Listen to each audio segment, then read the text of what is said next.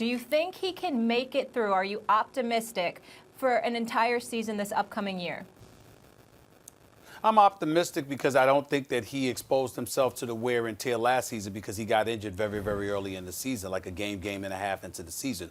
So because of that additional wear and tear that one would anticipate he would have had to endure wasn't present. Now, that's not to say he hasn't gone through a lot in his career anyway, but he's Big Ben for a reason. He's had his success shrugging off tacklers and extending plays and making things happen. And when you had the likes of Antonio Brown to throw the football to, the Mike Wallaces and Emmanuel Sanders and others of the world in the past as well, that definitely helped you. This particular year, Juju Smith-Schuster obviously last year didn't have the greatest year.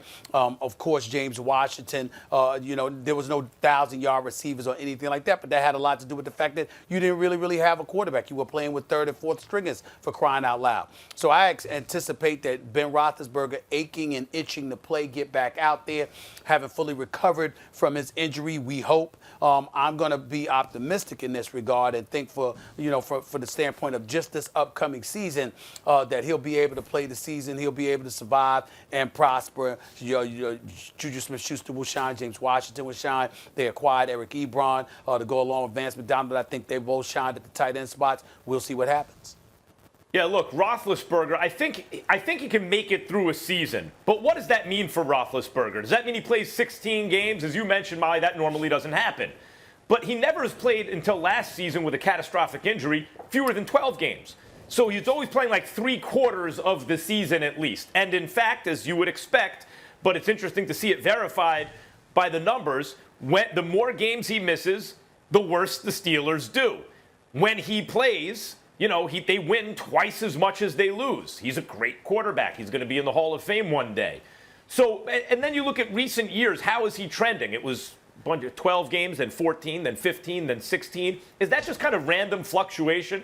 Is he learning how to take care of himself a little better? Are the Steelers protecting him any better? It's hard to say because people tend to understate how much luck does play a role. Even if you do all the right things, it's a full contact sport. You're in the wrong place at the wrong time and it's out of your control and bad things can happen. That said, he is a wiser, you would think, more experienced guy. He was trending in the right way in terms of games played on the field the last 4 seasons before the injury. And in that time, probably not coincidentally, rules were enforced that kept the quarterback much safer. So I'm going to say yes. I'm cautiously optimistic that he can play most of a season, meaning at least 12 games. The question will be, will he be available down the stretch run? That's really what, I'm waiting to see. Yeah, I think it's crazy to just be completely confident that Big Ben is going to make it through the season. I think it's crazy to be completely confident that every quarterback or any quarterback is going to make it through the season. That's the difficult job of a general manager. The question is he going to make it through the whole season? You mentioned he's done it 4 times in 16 years, but that's when he had AB. He's done it once in the last 5 seasons. Once in the last 5 seasons. And so, in many ways, we can describe Big Ben as a warrior. I mean, Big Ben has been an absolute warrior, but he hasn't been an Iron Man when it comes to being on the field. And I look at guys, Matthew Stafford was a guy that was an Iron Man for such a long time, and then all of a sudden he gets the injury and he's not on the field. Or Drew Brees last year, Iron Man, and all of a sudden he gets the thumb and he's not on the field. And so it's in many ways a little reckless for a general manager and a team to just be inherently confident that our starter's going to play all our games and we're going to be totally fine. And to Big Ben's track record, it hasn't happened. And one more reason that I'm not ultra confident is Ben missed most of last year because he had an elbow injury. He had to get surgery on his elbow, and that's, to Stephen A's point, what forced him to only play 1.5 or 2 games. And usually during this time of year is when you start to ramp up your physical, you kind of build up your body for the season.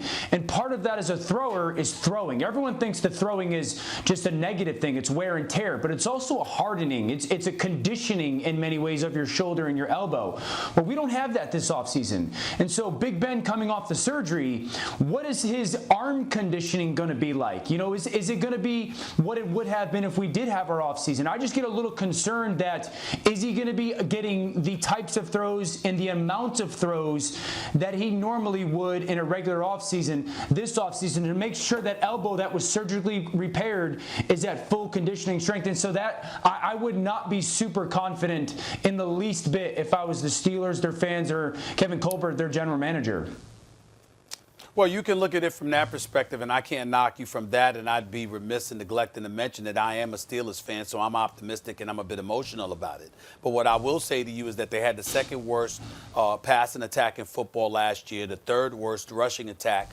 James Conner, I have never been sold on. He's got a great story. I respect him. He's not a scrub.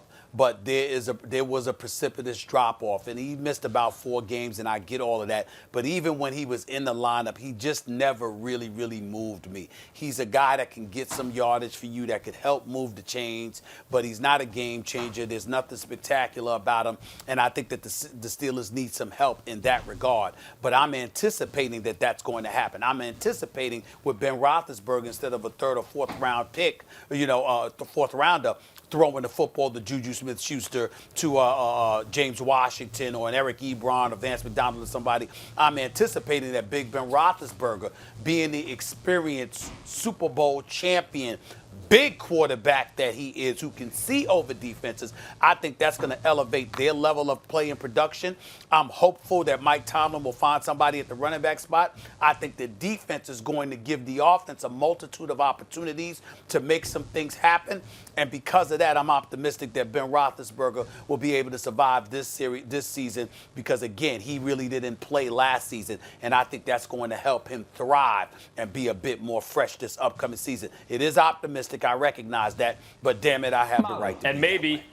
Was the question, do we think the Steelers are going to be good? Or was the question, do we think Big Ben is going to play the whole season, Stephen A.? Thanks for watching ESPN on YouTube. For live streaming, sports, and premium content, subscribe to ESPN+.